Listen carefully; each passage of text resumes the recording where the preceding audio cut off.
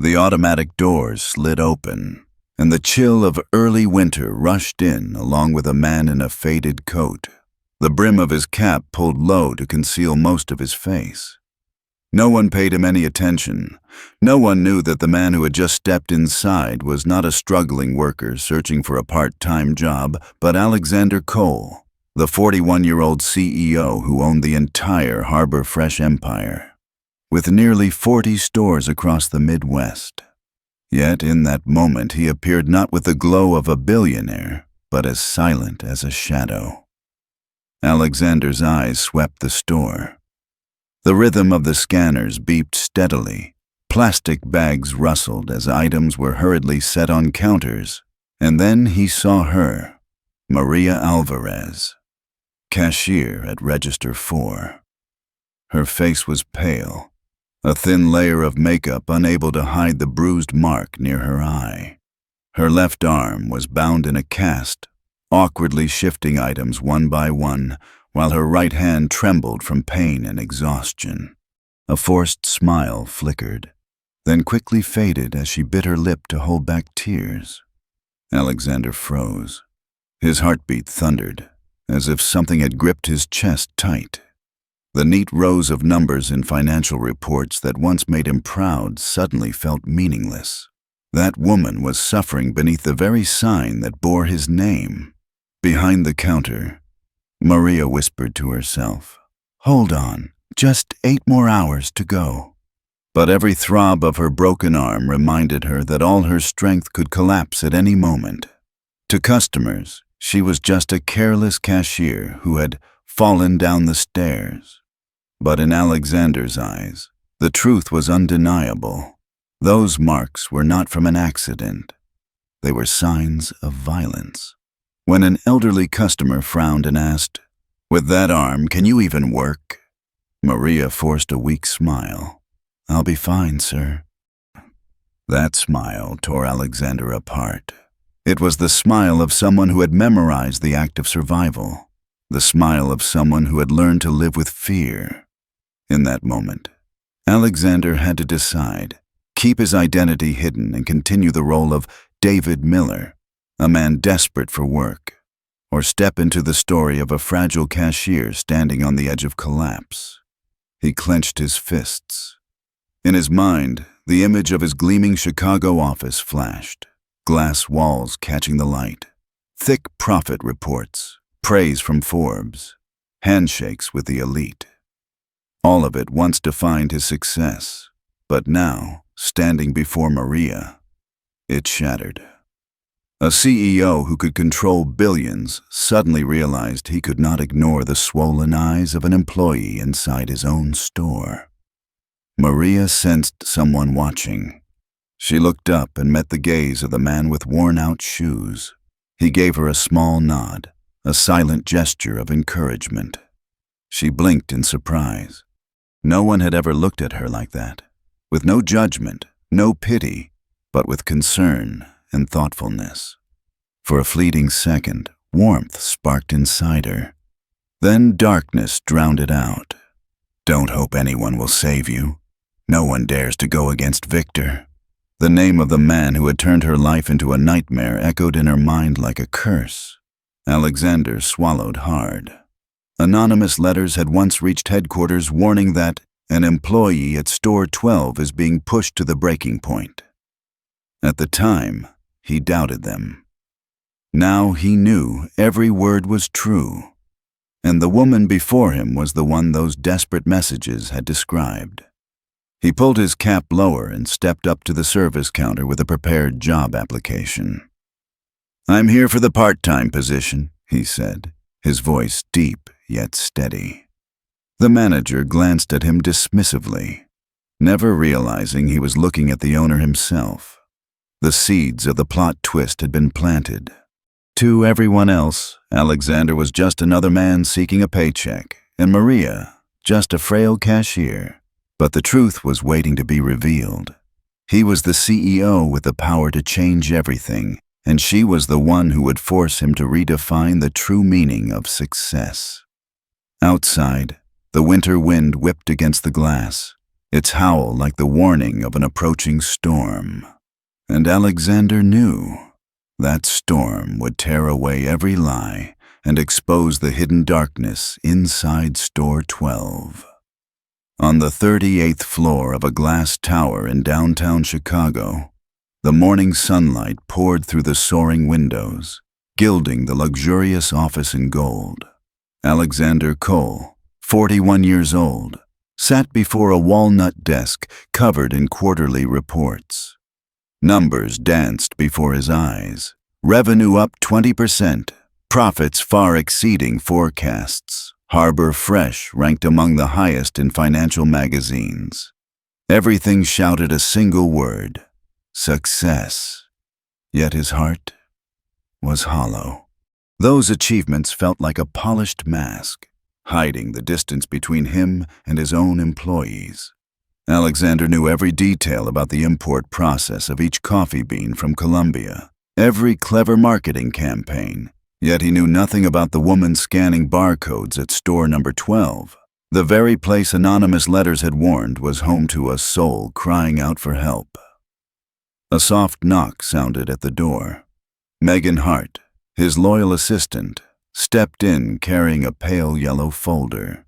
"Sir, these are the anonymous complaint letters. Security has confirmed they all relate to store number 12. Alexander took them and opened the file. Trembling handwriting appeared before him. "There is someone coming to work with bruises on her face, but everyone pretends not to see. We want to help, but don't know how. Please come before it is too late." The second letter read, "The manager at the store creates a toxic environment. Employees are afraid. They do not dare to speak out because they need to keep their jobs." The third, written hastily with smudged ink, said, "She came to work with a broken arm. They said she fell down the stairs.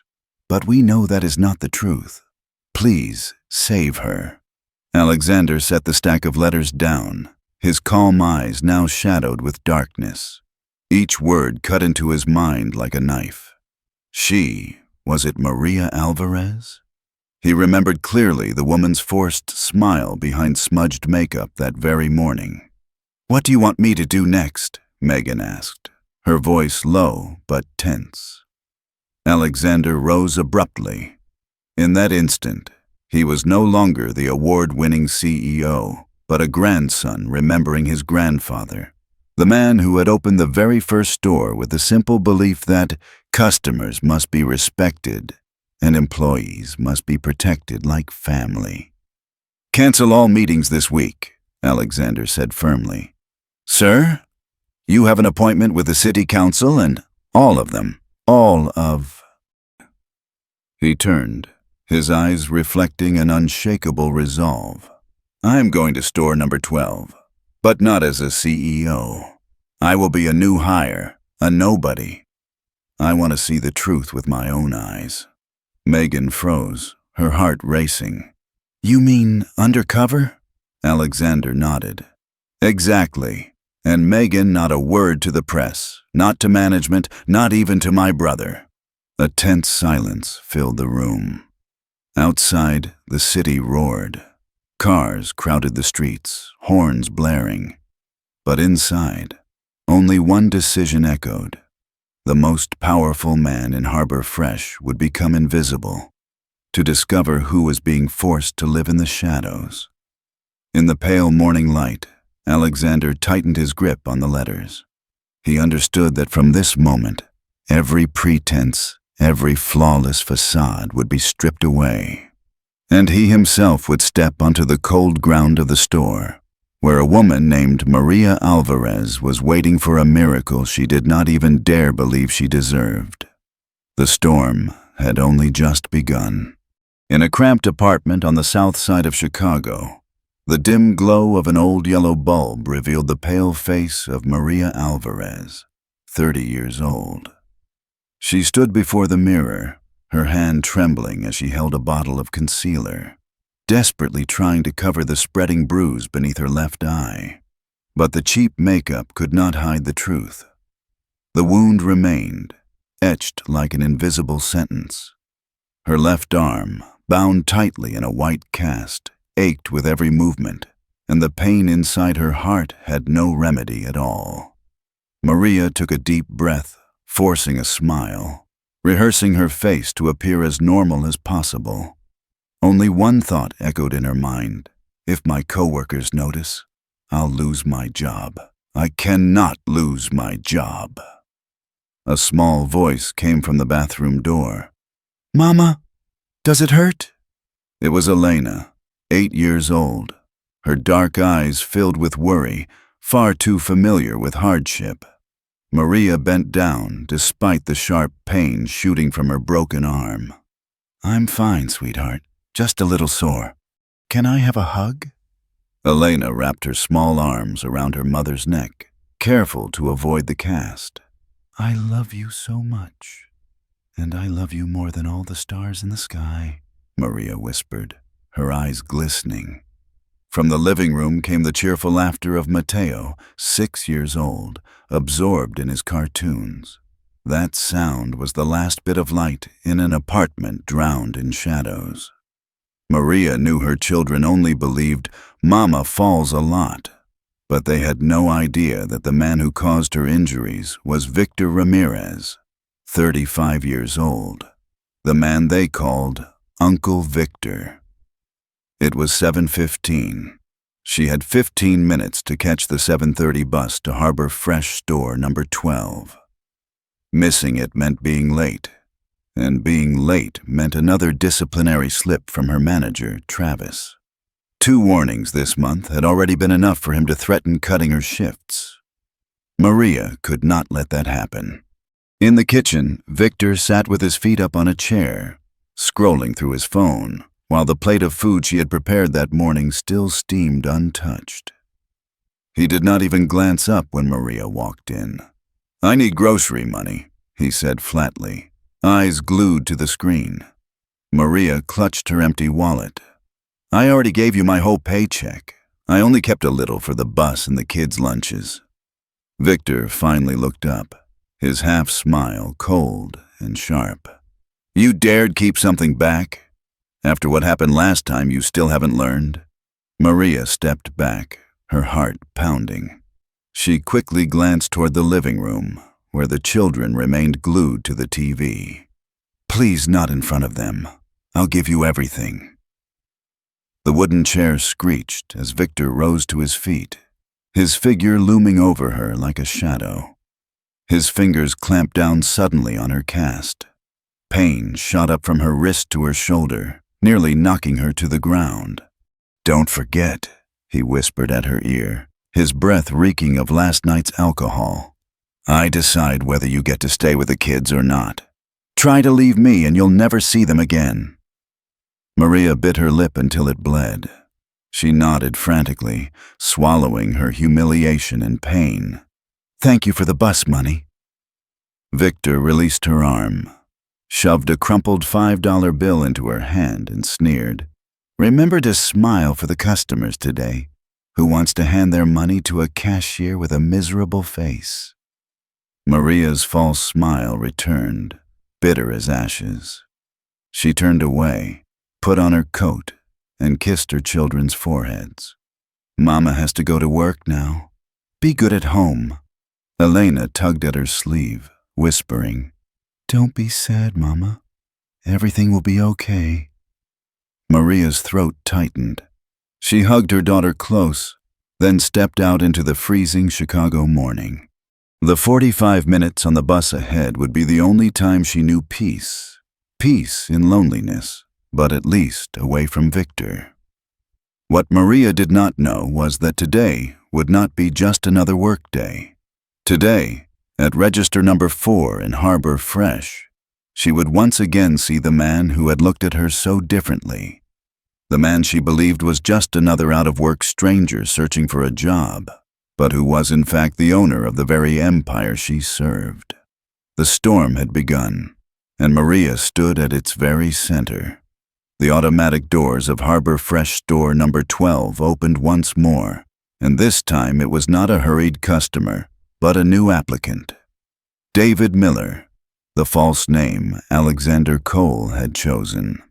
His faded coat and worn-out shoes made him look like an unemployed man simply trying to scrape together a few hours of work to get by.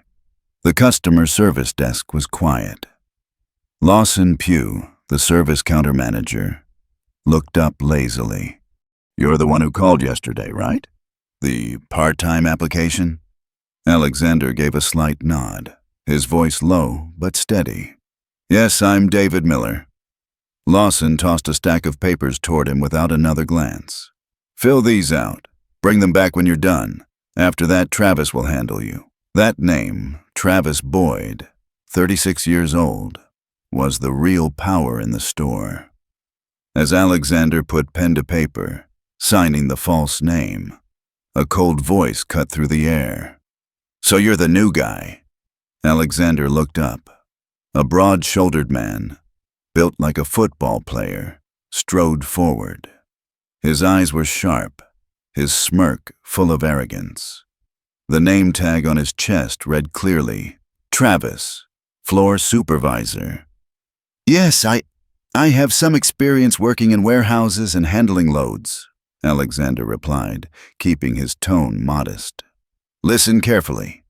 Travis moved closer, his voice dropping to the weight of command. "This isn't a construction site. Here, you show up on time, you do exactly what you're told, and you keep your mouth shut. We don't need heroes or troublemakers, got it?"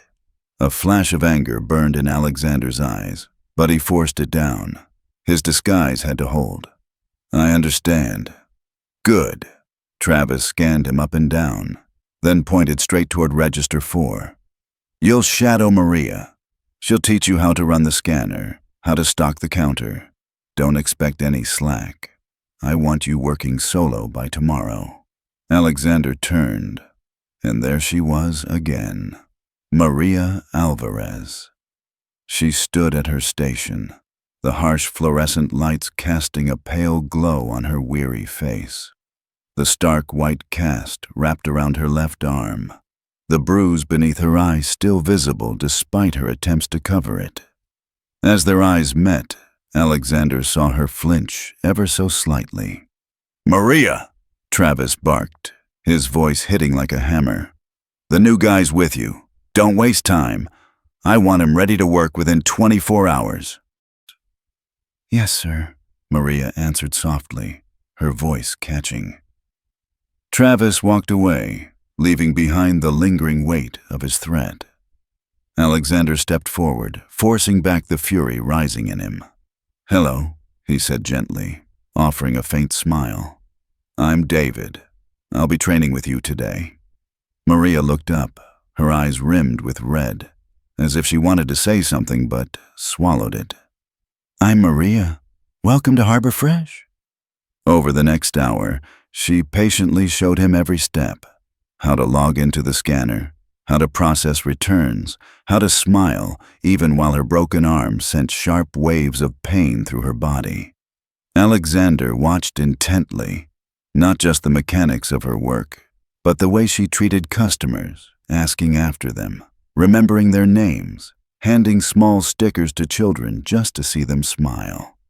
She is breaking inside, yet still piecing together a smile for others, Alexander thought, his chest tightening. When he asked softly, "Have you worked here long?" Maria answered quickly, as if rehearsed. 2 years now. "It's a good job." But her eyes shifted, and Alexander understood. Those were not words of truth. They were words of survival. His gaze flicked to her cast, the question heavy on his tongue. But he knew it wasn't time yet. Amid the noise of customers, a heavy silence clung to Maria, and within that silence, Alexander realized the wounds on her arm were only the surface. The real wounds were eating away at her spirit. He had once believed he was here to study productivity and procedure, but in that very moment, Alexander knew his true challenge was not in numbers, but in saving a human being who was quietly drowning. And the bitter paradox was this: with all the power in his hands, right now he could only stand there, forced to play the part of David Miller, a man with nothing. The scanner beeped non-stop. Bags slid down the conveyor. Customers crowded the entrance. Morning at Harbor Fresh Store number 12 was louder than ever.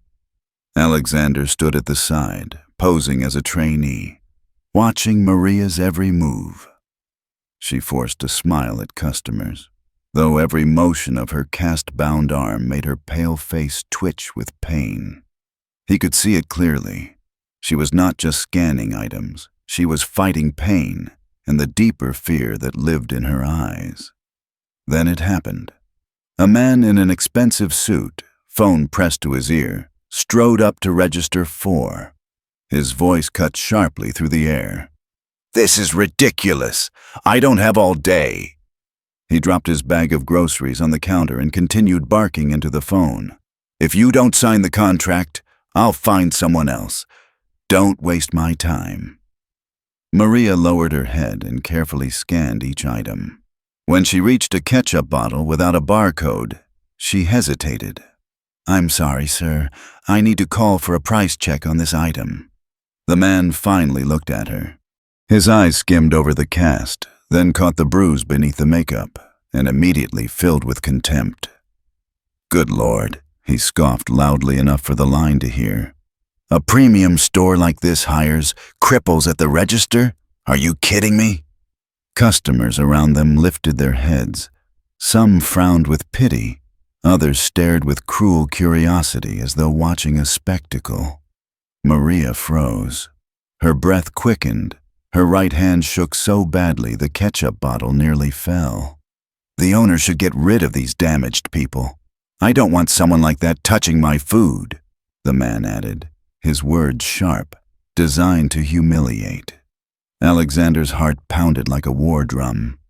He wanted to step forward, to shout that the man was not just insulting an employee, but a human being. But he held back. The mask of David Miller was still necessary, and if he tore it off now, he would lose his chance to uncover the whole truth of what was happening here. He could only step closer, speaking just loud enough for the customer to hear. "Sir, no one deserves to be treated that way. She is doing her job." The man turned, sneering. "And who are you? Another useless nobody? I pay. I get to choose who serves me." At that moment, Maria's breathing turned ragged, her chest heaving. She staggered back, clutching the edge of the counter. Her breaths broke apart, panic flooding her body, a full attack crashing over her like a wave. "No, I can't. I can't." Maria's voice cracked as tears spilled down her face. The store erupted in murmurs. Some customers shook their heads. Others raised their phones to record. "What on earth is this?" a voice barked. Travis Boyd appeared, his face dark and stormy. He glanced at Maria, trembling at the register, then turned to the customer and bowed slightly. "I apologize, sir. My employee doesn't know how to act properly. Maria, what is this nonsense? Do you want to get fired?"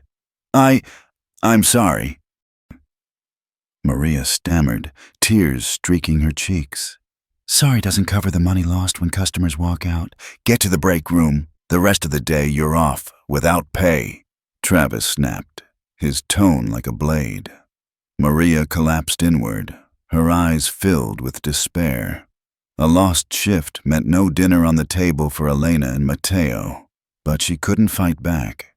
She lowered her head, clutched her bag, and staggered toward the back. Alexander watched, his hand clenched so tight it went white. He wanted to scream at Travis, "She isn't wrong!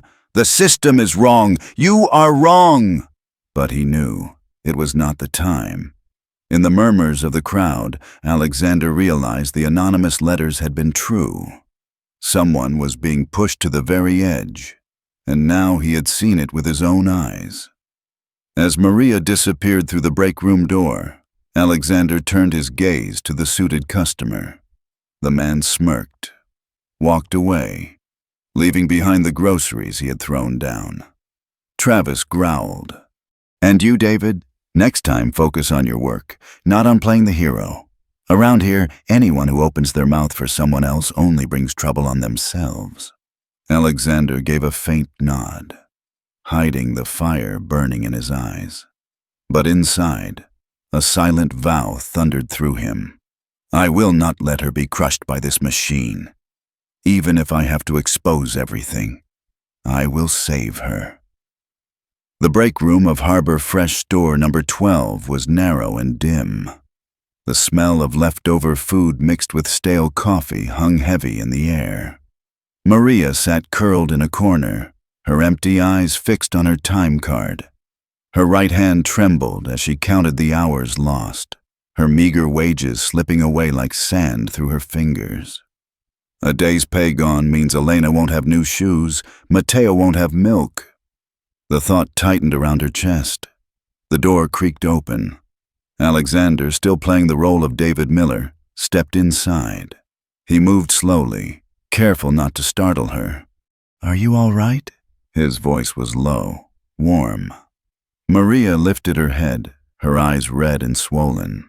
Habit made her reply, I'm fine. Just a little tired. Alexander pulled a chair and sat across from her. I don't think you're fine. No one cries while saying they're fine. Maria pressed her lips together, and the tears she had been holding back finally slid down her cheek. I can't lose this job. I have 2 children to feed. I have nothing else. Alexander stayed silent, giving her space to speak. That silence made Maria feel something unexpected. Safety, as though for the first time she was allowed to tell the truth. You don't understand. Her voice broke. I have 2 kids. If I lose this job, they won't eat. And if I come home late, he will get angry. He? Alexander asked softly. Maria flinched, clutching her bag like a shield. She backed away, her voice shaking. Don't touch me! Alexander immediately pulled his hand back, his eyes filled with regret. I'm sorry. I didn't mean to scare you. I only worry about you. In that moment, the armor Maria had built around herself cracked. Her eyes were full of pain and fear. You don't know what he's capable of. Victor, he controls everything. The money, the home, and my children. If I fight back, he'll take them from me. Alexander felt his heart clench. The anonymous letters had only been warnings, but now he was face to face with a living proof. A woman trapped in the perfect cage of an abuser. Maria. His voice was low and sincere. No one deserves to live like this. Not you, not anyone. She shook her head, a bitter smile flickering across her face. You're kind, David. But kindness doesn't buy safety for my children. Out there he has eyes everywhere. I tried to run once, and he found me in 2 days. He said if I ever tried again, he would disappear with the kids, and I believe him. Alexander wanted to scream that he had power, wealth, an entire legal system within his reach. But he had to remain David Miller. All he could do was clench his fists and choke down the rage burning in his chest. Maria rose, hiding her tears behind her tangled hair. I have to go. I need to be home before he explodes about a late dinner. Thank you for listening, but please don't get involved. You don't know how cruel Victor can be. She hurried out, leaving Alexander alone in the suffocating room. He stared after her, his mind in turmoil. She is that afraid, that broken, and still she chooses to return. For years I measured success by profits, and here in my own store, a woman survives at the cost of blood and tears. He pulled out his phone and typed quickly to the head of HR. I need the complete personnel file on Maria Alvarez, immediately, and be ready for anything. As the screen went dark, Alexander closed his eyes and drew a deep breath. He knew that from this moment, he was no longer just David Miller on a trial shift. He had become a witness, and the only one with the power to change Maria's fate. Outside the window, Chicago sank into the night, and somewhere, Victor Ramirez was likely counting the hours until Maria returned, ready to continue the cycle of violence. But this time, a true storm had risen, and Victor had no idea that the man he was about to face was the master of the very world he lived in. The air inside Harbor Fresh store number 12 that afternoon was thick, as if everyone sensed something terrible was about to happen. Maria struggled to hold her place at register 4, but her trembling hands could barely keep the scanner steady. Customers shook their heads in irritation. Travis watched her sharply from a distance, and Alexander stood only a few steps away, his chest tight with anguish. Then the automatic doors slid open. Victor Ramirez walked in. This time there was no pretense. He strode in with authority, his eyes locked on Maria. The squeak of a shopping cart followed under his hand, but inside were not groceries. Instead, it carried items that sent a chilling message. A roll of duct tape, a box of utility knives, and plastic zip ties. No one else in the store recognized the threat, but Maria did. Her face went pale, her body stiff with terror. "Hello, darling," Victor sneered, his voice loud enough for the entire aisle. "I think you should come home early today. You look exhausted." Maria bit her lip hard. I have to finish my shift. If I leave, I'll lose my job." Work is not more important than family, especially when family needs to teach you a few lessons about respect. His tone was sharp, his eyes glinting cold as steel. Alexander stepped forward, unable to bear it any longer. "She's working. You need to leave." Victor turned, his smile twisted. "Oh, it's you again. The new co-worker, the fake hero. I already warned you." Travis appeared, frowning at the scene. "What's going on here? Ramirez, if you're not shopping, then get out. Maria, why are you standing there crying? Get back to work." "She isn't the problem," Alexander said firmly, his words striking like nails. "The real problem is how you treat her." Travis's eyes narrowed. "You're just a part-time worker. You have no right to speak." In that moment, Alexander knew. It was time to tear away the disguise. To stay silent meant letting Maria fall further into despair. He took a deep breath, then looked directly into Travis's eyes. "You're wrong. I do have the right. Because I am not a part-time employee. I am Alexander Cole, CEO and owner of the entire Harbor Fresh chain." A dead silence fell across the store. Employees froze. Customers turned their heads, jaws dropping. Maria stared wide-eyed, tears streaming down her cheeks in shock. Travis's face drained of color, his hand trembling as he pointed at Alexander. That can't be true." Alexander pulled out his wallet and placed it on the counter. Inside gleamed his CEO identification card with his photo and signature. "You can call headquarters right now to confirm, but you don't need to, because in this very moment, you are finished here. You're fired." Travis's mouth fell open, his face rigid. Then he turned away bitterly, sweat breaking at the back of his neck. Victor let out a harsh laugh. "So that's it? A billionaire dressing as a pauper to play hero? Fine. But do you really think money and power will keep Maria from me? She belongs to me. You're nothing but an intruder." Alexander stepped forward, his voice deep and resolute. "She doesn't belong to anyone. Not anymore. And I swear on all the power I hold, you will never lay a hand on Maria or her children again."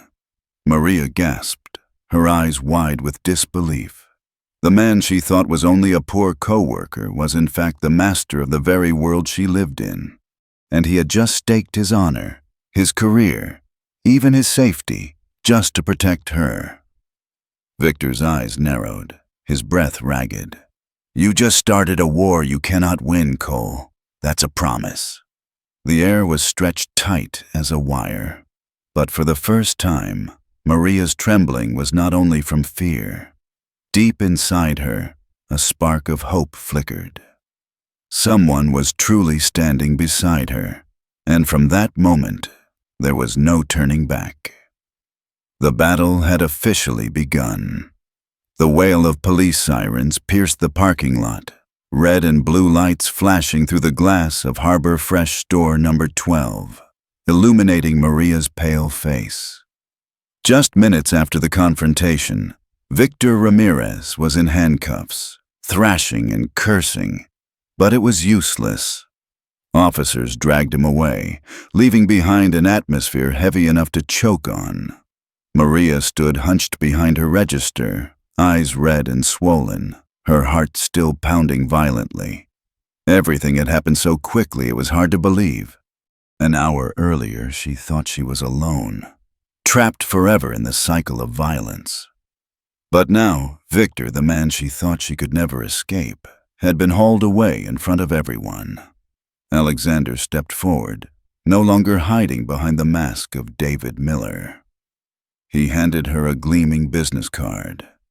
Alexander Cole, CEO, Harbor Fresh Corporation. His voice was low, firm yet gentle. Maria, from this moment you and your children will be safe. I'll take care of everything. Maria's hands shook as she accepted it, tears streaming down her cheeks. Why? Why would you do this for me? Alexander met her eyes. Because no one deserves to live in fear, and because I allowed this to happen in a store that bears my name, I will make it right. In the days that followed, Maria's life turned on its axis. The police issued a restraining order against Victor. A team of lawyers personally hired by Alexander helped her win custody of Elena and Mateo. The company covered all medical costs for her broken arm. But most importantly, Maria was moved to a safe apartment with security at the door. For the first time in years, slept in peace. Alexander did not stop there. In front of flashing cameras, he announced the creation of the Maria Alvarez Center, a foundation supporting women and children escaping domestic violence. The Harbor Fresh headquarters hall thundered with applause, and Maria sat silently in the front row, her hand clasped tight. Hearing her name echo beneath the flashing lights, she was stunned, but also felt a strange new strength awaken inside her. At the press conference, Alexander said, "We can build vast empires of commerce, but if we close our eyes to the pain of our employees, it all means nothing. I promise Harbor Fresh will be a place where everyone is protected, heard, and respected." Time passed, and Maria began to change. She was no longer the woman behind the register with a forced smile. She attended therapy sessions, began standing before small groups to share her story. At first her voice shook, but little by little it grew steady. One afternoon, inside the activity room of the new center, Elena and Mateo hung up a drawing they had just finished. A bright home with open doors, 3 figures standing together and smiling. Maria looked at it as tears fell. For the first time, her children had drawn a family without shadows. Elena kissed her mother's hand softly. "Mama, we're safe now, right?" Maria nodded, hugging them tight. "Yes, we're safe, and we always will be." For Alexander, each passing day strengthened his resolve. This was never just about saving one woman. It was about changing an entire system. He watched Maria stand taller, her eyes glowing with a new light. And in that moment, he understood. It was she who had given him the real lesson, that the true power of a company is not measured by profit, but by how it protects its most vulnerable people. Harbor Fresh became a symbol of change. Stores implemented emergency support policies for employees in crisis. Managers were required to undergo training to recognize signs of domestic abuse. Most importantly, Maria became a voice for hundreds of other women. At sunset, as golden light stretched across the glass panels of the new center, Maria stepped onto the balcony. Her hair lifted in the wind, her face marked by time yet radiant with life. Beside her, Alexander stood quietly, saying nothing. In both their hearts, one truth rang clear. From the ashes, a new beginning had taken root. A crisp autumn morning in Chicago, the sky was clear and golden sunlight poured over the campus of the University of Illinois. The loudspeaker echoed with solemn pride. Maria Alvarez, Master of Social Work, valedictorian. The crowd erupted in cheers. In the audience, Elena, 10 years old, and Mateo, 8, held up a colorful, handmade banner. "Our mom is amazing." Alexander sat beside them, his heart swelling with deep pride. The woman who once stood trembling at Register 4, hiding bruises beneath a thin layer of makeup, was now stepping onto the stage of triumph, her face radiant, her eyes shining bright. Maria accepted her diploma from the dean, her hand trembling not with fear as before, but with emotion. When she raised the diploma high, the entire hall rose in applause. In that moment, Maria was no longer a victim. She was a leader, a symbol. After the ceremony, the family gathered on the lawn. Elena threw her arms around her mother. "I knew it, you're the best." Mateo held up a new drawing of a tall building labeled Maria Alvarez Center, with children beneath it holding hands and smiling brightly. Maria laughed through tears and kissed her son's hair. "That's right. This is my dream, and now it has come true." Alexander stepped forward, handing her a cup of hot coffee. His eyes held hers, filled with depth. "You changed the world, Maria." She shook her head with a gentle smile. "No, we changed it. You gave me the chance, but I stood up myself. And now, I will give that chance to thousands of other women." After 2 years in operation, the center that bore her name had helped more than 300 families escape violence. 94% of women in the program secured stable jobs. 78% regained custody of their children. The federal government proposed expanding the model nationwide. At the signing ceremony for the expansion project, Maria stood beside Alexander before the press, cameras flashing. Her voice rang strong and steady. "The day I walked into Harbor Fresh with a broken arm, I thought my life was over. But today, I stand here to prove that every wound can be the beginning of strength." Applause roared like thunder. That evening, in the warmth of a small home with a garden blooming at the porch, Maria sat with Alexander, Elena, and Mateo. A simple dinner overflowed with laughter. Elena shared school stories. Mateo proudly showed a new drawing. Maria rested her head on Alexander's shoulder and whispered, "Do you know what I wish? I wish I could go back and tell the frightened woman at Register 4 that everything would be all right, that she was strong enough to step out of the darkness." Alexander gently took her hand and answered, "She already knew Maria. She just needed someone to believe in her, and she found it." Maria smiled, her eyes brimming with tears. Outside, the autumn wind carried the scent of fallen leaves and the warmth of a new beginning. 2 years earlier, Maria had been a cashier dismissed and overlooked.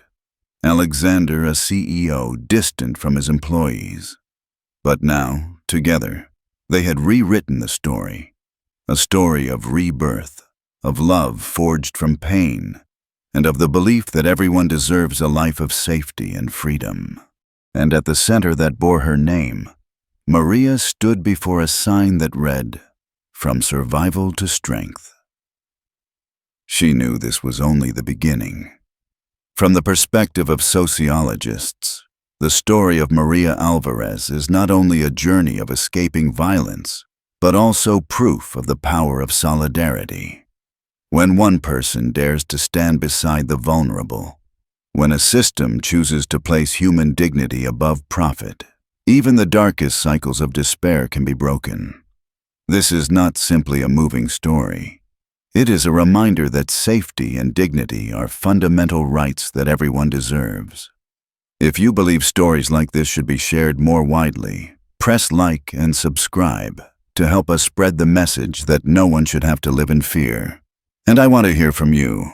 Leave a short comment with just the phrase, "safety," so that together we can affirm that safety is a value that can never be compromised.